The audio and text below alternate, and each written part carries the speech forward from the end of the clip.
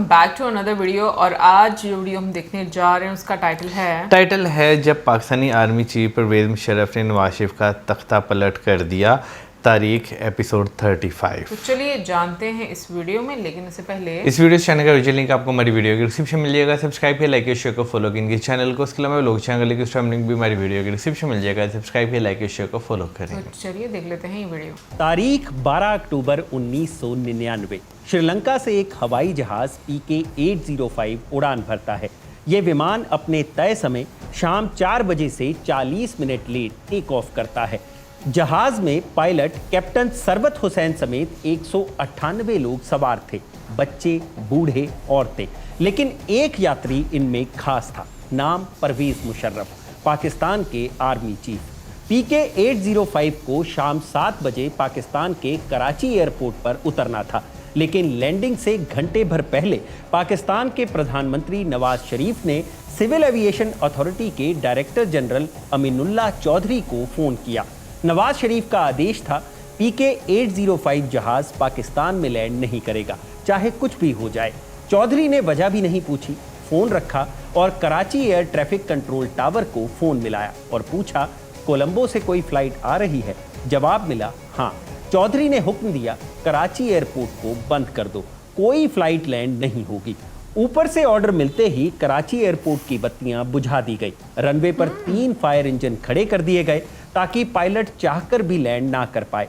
Pilot सरबत ने जब Karachi air traffic control से लैंडिंग की कॉन्फर्मेशन मांगी, जवाब सुनकर पायलट के होश उड़ गए। कंट्रोल टावर ने कहा, कराची तो क्या, पूरे पाकिस्तान में कहीं लैंडिंग नहीं होगी, लाइट बंद है, जहाज लेकर किसी अरब देश चले जाइए।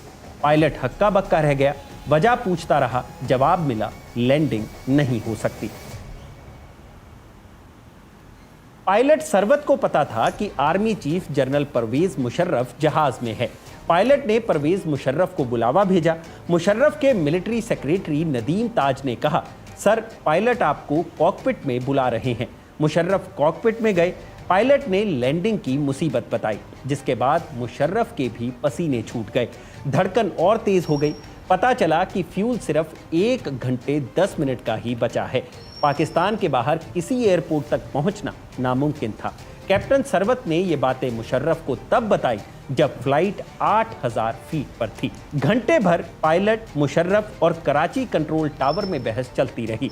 सरबत और मुशर्रफ रट लगाए थे, फ्यूल खत्म हो रहा है, प्लेन क्रैश हो जाएगा। कंट्रोल टावर से जवाब आता, दूसरे देश जाओ या जो मर्जी करो, पर पाकिस्तान में फ्लाइट नहीं उतरेगी। पायलट ये खेल समझ नहीं पा रहा था, लेकिन परवेज़ मुशर्रफ समझ गए थे। उन्हें पता था कि कारगिल में पाकिस्तान की हार के बाद नवाज शरीफ से उनके रिश्ते खराब थे, दोनों एक दूसरे को हटाने की फिराक में थे। खैर, PK-805 कराची के आसमान में मंडराने लगा। पायलट जहाज को गोल गोल घुमा रहा था। जमीन पर PTV यानी पाकिस्तान टेलीविजन से खबर फैली, प्रधानमंत्री नवाज शरीफ ने आर्मी चीफ परवेज़ मुशर्रफ को पद से हटा दिया है। यह खबर आर्मी के 2 टॉप अफसरों तक पहुंची जो मुशर्रफ के खास थे, air defence chief lieutenant general Iftikhar Hussain Shah और कराची कॉर्प्स कमांडर जनरल उस्मानी। दोनों के लिए यह बर्दाश्त से बाहर था, वो भी तब जब बॉस देश से बाहर हों। दोनों समझ गए मोर्चा संभालने का वक्त आ गया है। दोनों फौज लेकर कराची एयरपोर्ट पहुंचे। एयरपोर्ट के कंट्रोल टावर से खुद जनरल इफ्तिकार ने PK-805 को खबर दी, अब आप कराची एयरपोर्ट पर लैंड कर सकते हैं। मुशर्रफ सोच में पड़ गए, कहीं ये कोई साजिश तो नहीं। उन्हें शक था कोई आवाज बदलकर तो बात नहीं कर रहा, इसलिए पूछा, जनरल बताओ मेरे कुत्तों का नाम क्या है? जवाब मिला, डॉट और बडी सर। मुशर्रफ ने राहत की सांस ली, भरोसा हो गया, अब सब ठीक है। आखिरकार जब सिर्फ 10 मिनट का फ्यूल बचा था, परवेज़ मुशर्रफ की फ्लाइट कराची में लैंड कर गई। मुशर्रफ जहाज से उतरे, उनके कमांडर ने खबर दी, सर, अब सब अपने कंट्रोल में है। इस वाक्य का मतलब था आर्मी ने पाकिस्तान की चुनी हुई नवाज शरीफ सरकार का तख्ता पलट कर दिया है।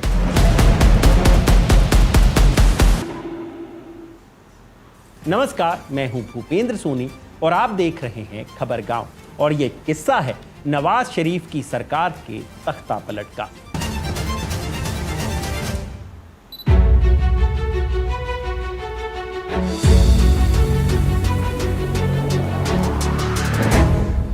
चलते हैं लाहौर के नेवल स्टाफ कॉलेज। 6 अक्टूबर 1998 की तारीख।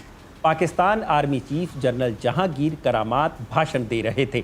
दर्शक दीर्घा में सेना के नए नवीले सैनिक बैठे थे। जनरल जहांगीर ने अपने भाषण में पाकिस्तान आर्मी की शौर्य गाथा सुनाई। फिर भाषण का रुख इस्लामाबाद की ओर मोड़ दिया, जहां जनता द्वारा चुनी गई लगभग 2/3 बहुमत वाली सरकार थी। वजीर आजम थे नवाज शरीफ।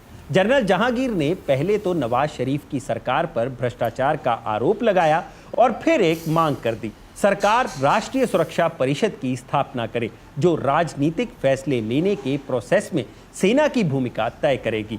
वजीर आजम को यह भाषण नागवार गुजरा। वो समझ गए कि जहांगीर पाकिस्तान के उसी इतिहास को औपचारिक अमली जामा पहनाने की कवायद कर रहे हैं जिसके तहत जनता द्वारा चुनी गई सरकारों को सेना ठिकाने लगा देती थी। तो इस बार नवाज शरीफ ने मन बनाया कि इस इतिहास के पन्ने को उल्टे मोड़ दिया जाए। उन्होंने फौरन आदेश जारी किया कि 2 दिन के भीतर जनरल जहांगीर को आर्मी चीफ के पद से हटा दिया जाए। ये पाकिस्तान की आवाम के लिए पहला उदाहरण था जहां सरकार सेना के टॉप अफसर की छुट्टी करने जा रही थी। सरकार ने कर भी दी। जनरल जहांगीर की कुर्सी छीन ली गई। सवाल उठता है कि एक वक्त तक सिविलियन गवर्नमेंट के हिमायती रहे जहांगीर नवाज सरकार के खिलाफ क्यों बयान दे रहे थे? इसके 3 प्रमुख वजह थी। पहली, पाकिस्तान के संविधान में राष्ट्रपति के पास ताकत थी कि वो नेशनल असेंबली को भंग कर सकता था। नेशनल असेंबली यानी अपने यहाँ जैसे लोकसभा। नवाज शरीफ सरकार ने 13वां संशोधन पेश किया जिसके तहत राष्ट्रपति से ये ताकत छीन ली गई। 14वें संशोधन के जरिए सांसदों से पार्टी की इच्छा के खिलाफ जाने का विकल्प भी छीन लिया गया। 15वें संशोधन ने पाकिस्तान में शरिया को सर्वोच्च कानून बनाने का प्रयास किया। ये 3 संविधान संशोधन और इसमें साफ दिख रही सरकार की मनमर्जी सेना को रास नहीं आई, जिसका नतीजा था कि पहली बार खुले तौर पर नेवल स्टाफ कॉलेज में जनरल जहांगीर ने नवाज शरीफ के खिलाफ बयान दिया था। बहरहाल जनरल जहांगीर निपटाए जा चुके थे। अब तय करना था कि नया आर्मी प्रमुख कौन होगा। नवाज चाहते थे कि कुर्सी पर किसी ऐसे शख्स को बैठाया जाए जो दिमाग कम चलाए, सरकार के इशारे पर चले। इस क्राइटेरिया में फिट होने वाला एक नाम उनके जहन में था, लेफ्टिनेंट जनरल ख्वाजा जियाउद्दीन। जियाउद्दीन नवाज के फैमिली फ्रेंड थे, लेकिन उनके साथ एक ड्रॉबैक था। वो इंजीनियर्स कॉर्प्स से थे और सेना प्रमुख होने के लिए इन्फेंट्री या आर्मर बैकग्राउंड का होना जरूरी था। यहाँ आपका इस फर्क को समझना भी जरूरी है। दरअसल इंजीनियर्स कॉर्प्स नॉन कॉम्बेटेंट होते हैं, यानी ये लड़ाई में सीधे तौर पर शामिल नहीं होते, ज़्यादातर प्रशासनिक जिम्मेदारियां संभालते हैं। एक और बात, इंजीनियर्स कॉर्प्स का जवान सेना प्रमुख नहीं बनेगा, ऐसा कोई नियम नहीं था, बल्कि ये सेना की परंपरा के खिलाफ था।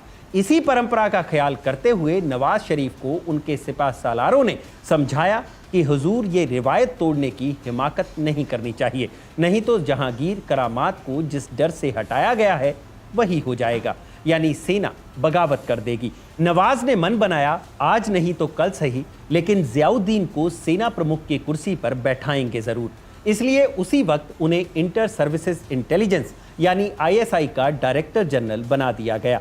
अब नवाज और उनकी टोली दोबारा आर्मी चीफ के सवाल पर लौटी। करामात के बाद इस पद के लिए सीनियर मोस्ट कैंडिडेट थे जनरल अली कुली खान, लेकिन जनरल अली के लिए ड्रॉबैक ये था कि उनकी छवि आर्मी में करामात के लॉयलिस्ट वाली थी।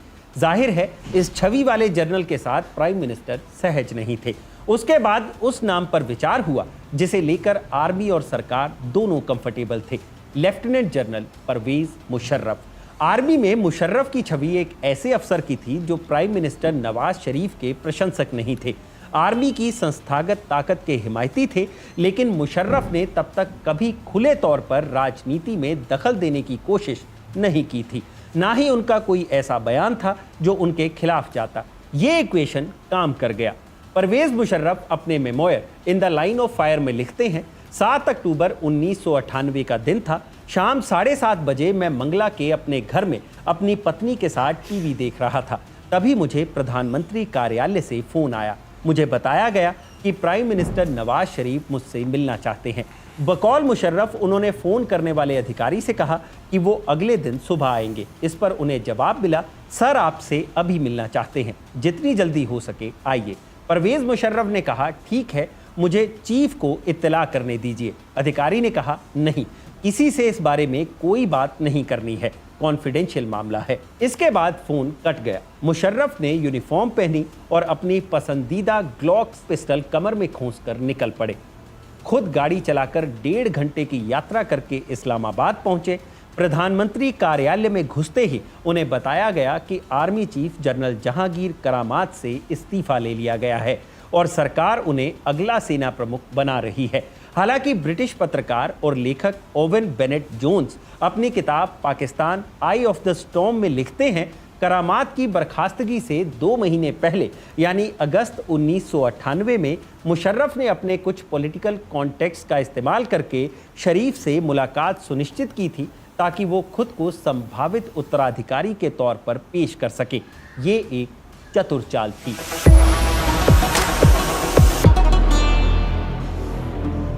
पाकिस्तान आर्मी के लिए संभवतः सबसे बड़ा ऑब्सेशन है भारत से किसी भी तरह लड़ते रहना। इसी ऑब्सेशन का नतीजा है कि बार बार पाकिस्तान की फजीहत होती रहती है। ऐसा ही एक शर्मिंदगी वाला मौका साल 1999 में भी था, करगिल वॉर। करगिल वॉर का मुशर्रफ के तख्ता पलट से क्या संबंध था, ये जानने के लिए हमें 1984 पर चलना होगा।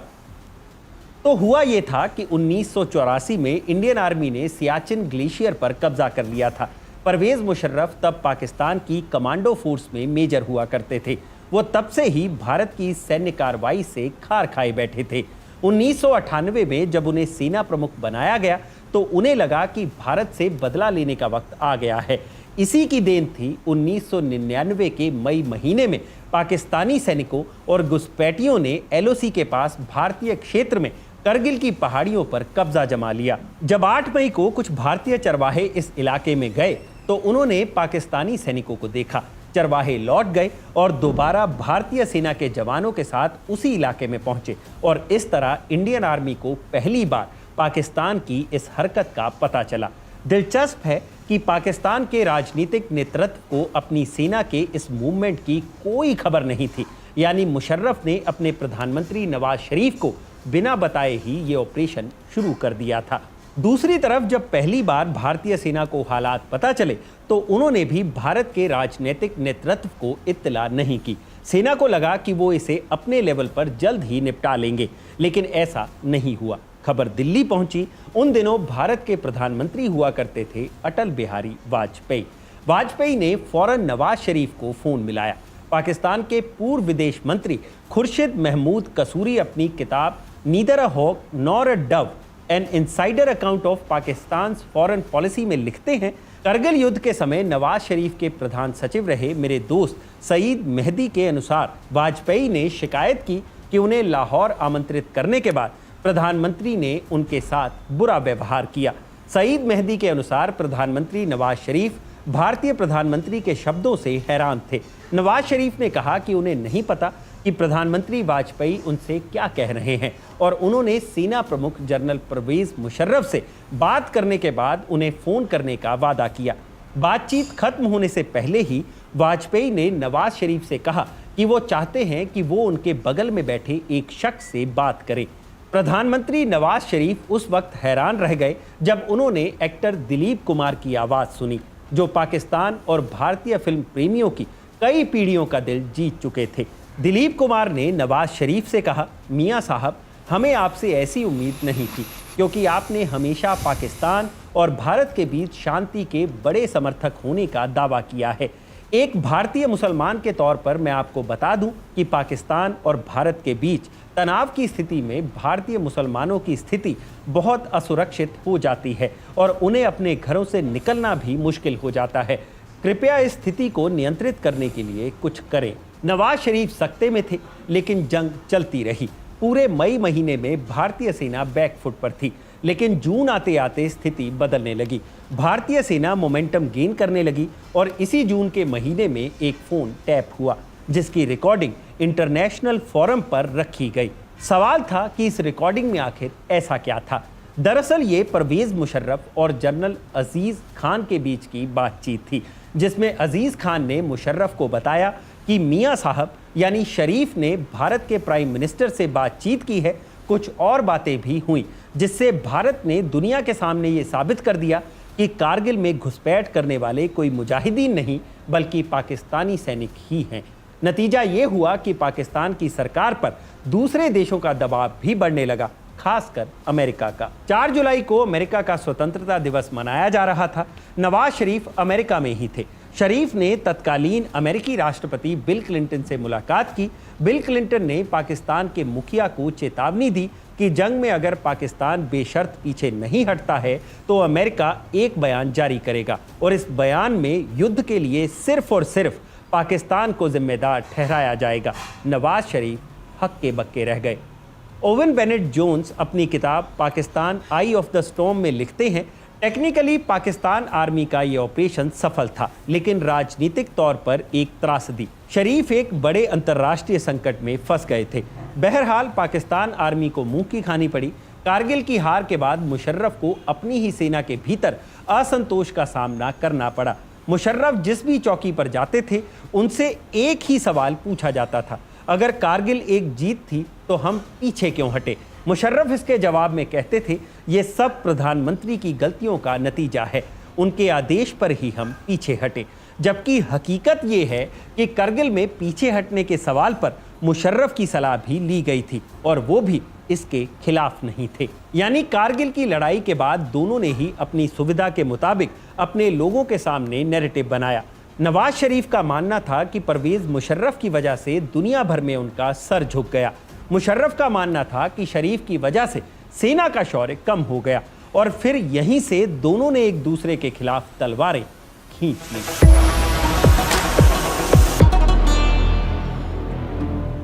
गिलगिट बाल्टिस्तान में एक जिला है स्कर्दू, इस्लामाबाद से करीब 600 किलोमीटर की दूरी पर।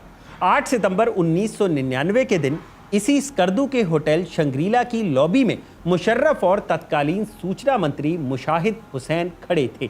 मुशर्रफ हुसैन को एक इटालियन लेजर गाइडेड पिस्टल दिखा रहे थे। वो बता रहे थे कि ये पिस्टल कितना तगड़ा है। तभी लॉबी की दूसरी तरफ से नवाज शरीफ गुजर रहे थे। हुसैन ने शरीफ को बुलाया और पूछा, आपने ये पिस्टल देखी कि नहीं? ये बहुत शानदार है। शरीफ ने पिस्टल की ओर देखा और फिर मुशर्रफ की ओर देखते हुए पूछा, जनरल किस पर निशाना साध रहे हैं? पाकिस्तान के प्रधानमंत्री ने जो सवाल पूछा उसका एक जवाब आर्मी की रावलपिंडी स्थित जनरल हेडक्वार्टर्स यानी GHQ में गॉसिप का हिस्सा बन चुका था। चर्चा थी कि शायद वजीर आजम आर्मी चीफ की छुट्टी करने वाले हैं। गॉसिप में दम था। मुशर्रफ को भी ये चिंता सताने लगी थी, लेकिन वो डर कर बैठने की बजाय तू डाल डाल मैं पात पात वाले फॉर्मूले पर चलने की तैयारी करने लगे। सितंबर के दूसरे हफ्ते में उन्होंने आर्मी के सभी कॉर्प्स कमांडर्स की एक मीटिंग बुलाई। मीटिंग में तय हुआ कि अगर सरकार ने आर्मी चीफ को बर्खास्त करने की जुर्रत की तो आर्मी चुप नहीं बैठेगी और अपने हिसाब से जवाब देगी, क्योंकि लगातार 2 आर्मी प्रमुखों के साथ ऐसा बर्ताव आर्मी के सम्मान के साथ खिलवाड़ होगा। मीटिंग के बाद मुशर्रफ पहुंचे प्राइम मिनिस्टर के पास। प्राइम मिनिस्टर से कहा कि वो ज्वाइंट चीफ ऑफ स्टाफ की पूर्ण अध्यक्षता चाहते हैं, क्योंकि तब तक वो कार्यवाहक के तौर पर ज्वाइंट चीफ ऑफ स्टाफ का पद भी संभाल रहे थे। लेकिन ये कोई हल्की मांग नहीं थी, बल्कि इसकी गंभीरता समझाने के लिए पूरा माहौल सजाया गया था। 111 ब्रिगेड को स्टैंड बाय पर रखा गया था। इस ब्रिगेड की तैनाती का मतलब नवाज शरीफ और पूरा पाकिस्तान जानता था। पाकिस्तान आर्मी ने जब भी सरकार का तख्ता पलट किया, इसी 111 ब्रिगेड को काम पर लगाया गया। GHQ में 300 सैनिक और टैंक के साथ एक स्क्वाड्रन की तैनाती की गई थी और ये सब सीधे जनरल मुशर्रफ को रिपोर्ट कर रहे थे।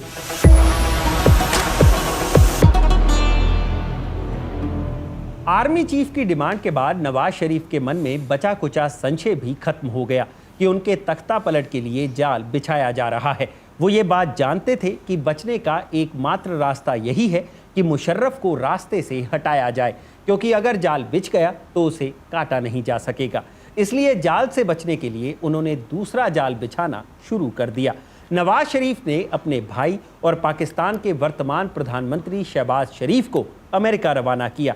शहबाज को अमेरिकी सरकार के सामने पाकिस्तान का सूरते हाल और परवेज मुशर्रफ की सीरते हाल बयां करनी थी। बताना था कि कैसे पाकिस्तान आर्मी चुनी हुई सरकार को हटाने की साजिश रच रही है। लेकिन भला अमेरिका इसमें क्यों दिलचस्पी लेता? खैर, अमेरिका इसमें दिलचस्पी ले इसलिए साथ में एक लॉलीपॉप भी दिया गया। शहबाज ने अमेरिकी सरकार को बताया कि उनके भाई नवाज शरीफ की ओर से पाकिस्तान से आतंकवादियों को खत्म करने का भरोसा दिया गया है। उधर अमेरिका में शहबाज शरीफ अपने भाई के लिए विदेशी समर्थन जुटा रहे थे, तो वहीं पाकिस्तान में नवाज शरीफ परवेज मुशर्रफ के साथ ब्लफ गेम खेलने लगे। मुशर्रफ को कोई डाउट ना हो इसलिए उन्हें ज्वाइंट चीफ ऑफ स्टाफ का परमानेंट अध्यक्ष बना दिया गया, लेकिन ये पूरा खेल तो नहले पे दहला वाले मोड में जा चुका था। तो मुशर्रफ ने भी अपने पत्ते चलने शुरू कर दिए। सबसे पहले काम पर लगाया उसी कुख्यात 111 ब्रिगेड को, जो तख्ता पलट के चैंपियन औजार थे। 21 सितंबर की रात प्रधानमंत्री आवास के कर्मचारियों ने देखा कि कुछ सैनिक हेडफोन और वॉकी टॉकी लिए घूम रहे हैं। शरीफ को यह बात बताई गई। शरीफ ने सेना से जवाब मांगा कि उनके आवास की जासूसी क्यों कराई जा रही है। जवाब मिला कि प्रधानमंत्री पर आतंकवादी हमले का इंटेल है। जासूसी के आरोप पर जो स्पष्टीकरण मिला वो और भी डरावना था। शरीफ सतर्क हो गए। वो बंद कमरों की मीटिंग में फोन को स्विच ऑफ कर दिया करते थे या टीवी की आवाज बढ़ा दिया करते थे ताकि किसी जासूसी माइक्रोफोन से उनकी बातें कोई सुन ना ले। इस सब के बीच खबर आई कि Pakistan army chief general Pervez Musharraf Sri Lanka के दौरे पर जाने वाले हैं। मौका था श्रीलंका आर्मी की 50वीं वर्षगांठ का। वापसी की तारीख 12 अक्टूबर तय हुई। नवाज ने प्लान तैयार किया। 12 अक्टूबर के दिन परवेज मुशर्रफ 4 घंटे फ्लाइट में रहने वाले थे। इस दौरान पाकिस्तान आर्मी से उनका कोई संपर्क नहीं होता, तो तय हुआ कि 12 अक्टूबर को ही मुशर्रफ को आर्मी चीफ के पोस्ट से बर्खास्त किया जाएगा। तुरंत आईएसआई चीफ जनरल जियाउद्दीन को नया आर्मी चीफ घोषित किया जाएगा। मुशर्रफ के पाकिस्तान पहुंचने से पहले नया आर्मी चीफ कमांड संभाल लेगा। मुशर्रफ तो अपने संस्मरण में ये भी संदेह जताते हैं कि उस दिन उन्हें कराची एयरपोर्ट से ही गिरफ्तार किए जाने की भी योजना बनाई गई थी।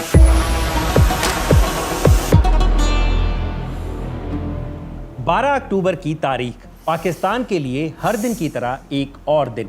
इस्लामाबाद के प्रधानमंत्री आवास में भी उस दिन सब कुछ हर दिन की तरह ही सामान्य था। प्रधानमंत्री सुबह 10 बजे पहले से तय एक सभा को संबोधित करने मुल्तान के नज़दीक शुजाबाद नाम की जगह पर पहुंचे, भाषण दिया और इस्लामाबाद के लिए लौटने लगे। चकलाला सैन्य हवाई अड्डे पर प्राइम मिनिस्टर उतरे। वहां पहले से ही डिफेंस सेक्रेटरी मौजूद थे। चकलाला से प्रधानमंत्री आवास की ओर जाते हुए नवाज शरीफ ने डिफेंस सेक्रेटरी को बताया, मैंने एक नया सेना प्रमुख नियुक्त करने का फैसला किया है।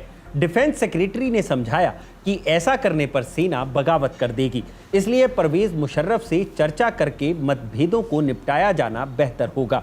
शरीफ भड़के और बोले, बातचीत का वक्त खत्म हो चुका है। बातचीत खत्म होते होते कार प्रधानमंत्री आवास तक पहुंच गई। प्रिंसिपल सेक्रेटरी सईद मेहदी ने पीएम का स्वागत किया। पीएम ने आदेश दिया कि मुशर्रफ की बर्खास्तगी और जियाउद्दीन की नियुक्ति के कागज तैयार किए जाएं। शाम 4:15 बजे तक कागज तैयार थे। नवाज शरीफ ने साइन किया और पेपर्स राष्ट्रपति के पास भिजवा दिए। साथ ही एक निर्देश पीटीवी के दफ्तर भी पहुंचा। निर्देश ये कि टीवी पर जनरल मुशर्रफ की बर्खास्तगी और जनरल जियाउद्दीन को सेना प्रमुख बनाए जाने की खबर चलाई जाए। 5 बजे के बुलेटिन में ये खबर चली और आग की तरह फैल गई। आग की तरह फैली खबर आग ही लगाने वाली थी। पाकिस्तान के पॉलिटिकल और आर्मी के पावर कॉरिडोर्स में फोन की घंटियां बजने लगी। सबसे पहले जनरल जियाउद्दीन ने आर्मी के अपने लॉयलिस्ट को कॉल किया। जिया ने इंजीनियरिंग कॉर्प्स के लेफ्टिनेंट जनरल अकरम को चीफ ऑफ जनरल स्टाफ का पोस्ट ऑफर किया। इस पोस्ट पर तब लेफ्टिनेंट जनरल अजीज खान थे, जो मुशर्रफ के करीबी थे। जिया ने दूसरा कॉल जनरल सलीम हैदर को किया। उन्हें 10th कॉर्प्स कमांडर का पोस्ट ऑफर किया, जो कि मुशर्रफ के ही खास लेफ्टिनेंट जनरल महमूद खान के पास था। जिया जानते थे कि आर्मी तब तक उन्हें स्वीकार नहीं करेगी जब तक कि उनके भरोसेमंद लोग बहुसंख्यक ना हों, और इसीलिए ये उठापटक की जा रही थी। जब जिया अपनी गोटियां चल रहे थे तब अजीज महमूद रावलपिंडी के एक ग्राउंड में टेनिस खेल रहे थे। एक साथ दोनों के फोन की घंटी बजी। फोन करने वाले ने बताया कि ये टेनिस कोर्ट में पसीना बहाने का वक्त नहीं है, बल्कि अपने बॉस को बचाने का है। दोनों भागे भागे जीएचक्यू पहुंचे और अपने काम पर लग गए और जवाबी चाल चलने लगे। पहली चाल, पंजाब रेजिमेंट के मेजर निसार को 15 सैनिकों के साथ पीटीवी के दफ्तर भेजा गया। स्पष्ट निर्देश था कि चाहे जो हो जाए लेकिन मुशर्रफ की बर्खास्तगी की खबर टीवी से हटवा दो। दूसरी चाल, अजीज ने सभी कॉर्प्स कमांडर्स की मीटिंग बुलाई, उन्हें याद दिलाया कि बीते सितंबर महीने की एक ऐसी ही मीटिंग में मुशर्रफ के सामने क्या तय हुआ था।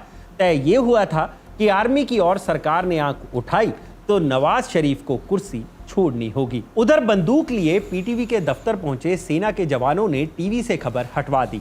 शाम 6 बजे की बुलेटिन जब ऑन एयर हुई और मुशर्रफ की खबर नहीं दिखी तो प्रधानमंत्री आवास की बत्ती गुल होने लगी।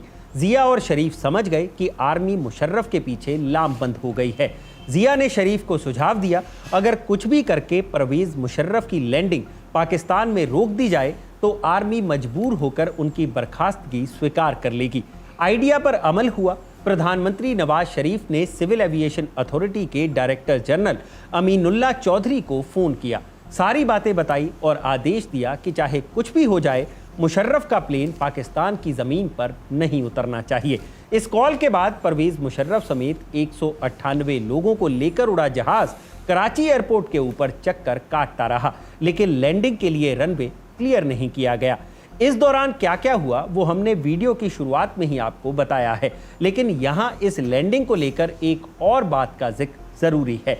परवेज मुशर्रफ अपने संस्मरण में लिखते हैं कि उनकी फ्लाइट के पायलट को कहा गया कि पाकिस्तान के बजाय भारत में लैंड कर जाएं। अपनी किताब में मुशर्रफ आरोप लगाते हैं कि नवाज शरीफ अपने ही देश के आर्मी चीफ को दुश्मन देश के हाथों में सौंपना चाहते थे, वो भी 197 अन्य नागरिकों के साथ। बहरहाल फ्लाइट को कराची एयरपोर्ट पर लैंडिंग की परमिशन मिल गई।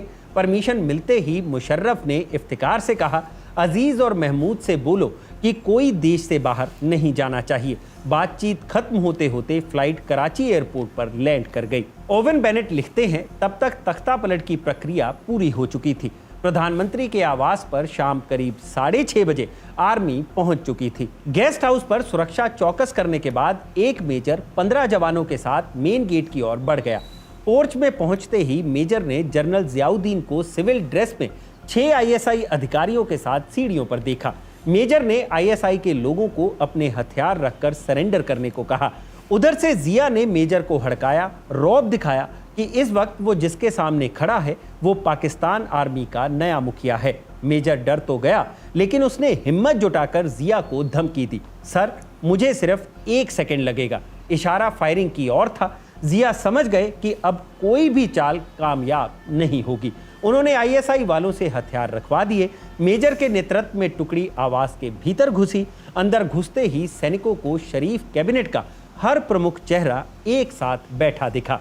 आर्मी को देखते ही नवाज शरीफ समझ गए कि उनको पद से हटाए जाने का वक्त आ गया है। प्राइम मिनिस्टर और वहां मौजूद हर आदमी अब सेना के सामने झुका हुआ था। इसी बीच लेफ्टिनेंट जनरल महमूद खुद प्रधानमंत्री आवास पहुंचे और नवाज की ओर घूरते हुए बोले, मैं दुआ कर रहा था कि ये स्थिति ना आए, लेकिन वो स्थिति आ ही गई थी। परवेज मुशर्रफ के कराची लैंड करने से पहले ही तख्ता पलट हो चुका था। नवाज शरीफ उनके सहयोगी सेना की पकड़ में थे। Airport, PTV, radio station, telephone exchange सब पर सेना का कंट्रोल था। रात 8 बजे तक सेना इस्लामाबाद की मिनिस्टर कॉलोनी में पहुंच गई। सेना ने इस्लामाबाद, लाहौर, पेशावर और कराची में शरीफ के सभी खास समर्थकों को हिरासत में ले लिया। मुशर्रफ के इस आदेश को ध्यान में रखते हुए कि कोई भी देश छोड़कर ना जाए, सेना ने सभी अंतर्राष्ट्रीय उड़ानों को भी रोक दिया। रात 10:15 बजे पीटीवी का लाइव टेलीकास्ट शुरू हुआ और पहली खबर पढ़ी गई, पाकिस्तान आर्मी ने नवाज शरीफ की सरकार को बर्खास्त कर दिया है। दूसरी खबर, सेना प्रमुख परवेज मुशर्रफ जल्द ही मुल्क के सामने मुखातिब होंगे। मुशर्रफ 12-13 अक्टूबर की दरमियानी रात 2:50 पर जनता के सामने आए और बोले, डियर ब्रदर्स एंड सिस्टर्स, आपकी आर्म्ड फोर्सेस ने कभी भी आपको निराश नहीं किया है और ना ही कभी करेंगे। इंशाअल्लाह हम अपने देश की अखंडता और संप्रभुता को अपने खून की आखिरी बूंद तक बचाए रखेंगे। मैं आप सभी से गुजारिश करता हूं कि शांत रहें और पाकिस्तान के मुस्तकबिल के लिए अपने सशस्त्र बलों का समर्थन करें। परवेज मुशर्रफ के इसी भाषण के साथ तख्ता पलट का खेल पूरा हुआ। इस खेल के बाद पाकिस्तान का मुस्तकबिल कैसा था, ये भी एक किस्सा ही है, जिसकी बात कभी और सही। यह किस्सा यहीं पर समाप्त होता है। इस किस्सा को लिखा था मेरे साथी आकाश ने और इसे कैमरा के पीछे रिकॉर्ड किया है मेरे साथी इरशाद ने। अगर आपको यह किस्सा पसंद आया हो तो इसे लाइक और शेयर ज़रूर करें और जानकारी से भरे ऐसे ही और वीडियोस देखने के लिए सब्सक्राइब करें हमारा चैनल खबरगांव। सो आज जो हम लोगों ने वीडियो देखी इसमें हम लोगों ने एक और चैप्टर देखा जिससे ज़्यादातर लोग, मैं कहूँगी कि हमारे यहाँ पर अनजान ही हैं कि एक्चुअली में चलता क्या है, क्या होता है, किस तरह से तख्ता पलट होता है। क्योंकि बहुत मोटी मोटी बातें, ऊपर की बातें हम लोगों को पता चल जाती हैं, जो अंदर की बातें होती हैं वो किसी को भी इतना आइडिया नहीं होता। भाई देखें, अभी जो ज़्यादा डिटेल जो है वो दी गई है, वो जो लोग जो सर्विंग रह चुके हुए हैं, बेशक वो किसी पद पे रह गए हों, उन्होंने जो रिटायर होने के बाद अपनी जो किताबें लिखी और वो पूरी दुनिया में जो है इन पब्लिश होने के बाद पूरी दुनिया में गई, तो सारी जो किस्से कहानी है वो वहीं से निकाल कर जो है वो सामने जो है वो बताई गई है। पढ़ाई लिखाई से ताल्लुक थोड़ा बस कम है बस यही चीज़ है ना कि लोगों को पढ़ने का उतना शौक नहीं है, तो इस वजह से उतनी उस तरह इन्फॉर्मेशन सामने, यानी कि नॉलेज उस तरह नहीं आता। अगर नेट पे भी अवेलेबल है, जैसे विकिपीडिया पे आपको देखने को मिलती है पूरी डिटेल में, तो कौन इतना पढ़ता है और वो भी इंग्लिश में। एग्जैक्टली ये मेरा पॉइंट है कि अगर अपनी भाषा में हो ना तो भी लोग जो है शायद बहुत सारे इंटरेस्ट। वैसे मैं सही बात बताऊँ, उर्दू में भी इतने मुश्किल, यानी कि नॉर्मल जैसे हम डेली रूटीन लाइफ में उर्दू बोलते हैं ना, इस तरह की उर्दू हो ना, तो फिर वो एक पढ़ने की दिलचस्पी जो है ना वो अलग होती है। लेकिन जो उर्दू मैं कहता हूँ कि वैसे लिखी जाती है, काफ़ी मुश्किल अल्फाज होते हैं, वो भी समझ नहीं लगती। बट बाय द एंड मैं ये बस बोलना चाहूँगी कि अगर मुझे लगता है कि चीज़ें पावर की बजाय कंट्री की बेटरमेंट के लिए की जाए ना, और उसके लिए आपको एक कह लो कि लालच हो कि हाँ हमारी कंट्री इससे बेहतर होगी, क्या डिसीजंस लेने चाहिए, चाहे पावर वो मतलब आप देखो कि अपने अपने आप को हर बंदे को कहीं ना कहीं पर लालच होता है, ये चीज़ मानने वाली है। लेकिन उसके साथ साथ मुझे लगता है कि कंट्री को सर्व कैसे करना। फिर मैंने ये भी देखा है कि जब आपके पास पावर होती है ना, तो आप कहीं ना कहीं पर एक पॉइंट के बाद आकर ना किसी की बात नहीं सुनते, और वहां से जो गलत डिसीजंस लिए जाते हैं ना वो आपके लिए नुकसानदेह बनना शुरू हो जाते हैं। हो सकता है उस टाइम पर अगर आप थोड़ा सा पेशेंस और सोच विचार के साथ काम लें, जो लोग आपको मशवरे दे रहे हैं आप उनकी थोड़ी सुने, तो अग्रेशन की बजाय तो मुझे लगता है कि आपकी सिचुएशन उससे डिफरेंट हो। बिल्कुल ऐसे ही है। मुझे लगता है कि ये चीज़ भी बड़ी ज़रूरत होती है, क्योंकि पॉलिटिक्स में अगर पॉलिटिशियन अच्छा दाव खेल जाता है ना, तो मुझे लगता है कि एक कामयाब पॉलिटिशियन वही है। बिल्कुल। बाकी कमेंट सेक्शन में आप अपनी ओपिनियन ज़रूर दीजिएगा कि आपका क्या कहना है इसके बारे में। मिलेंगे नेक्स्ट टाइम। Good bye.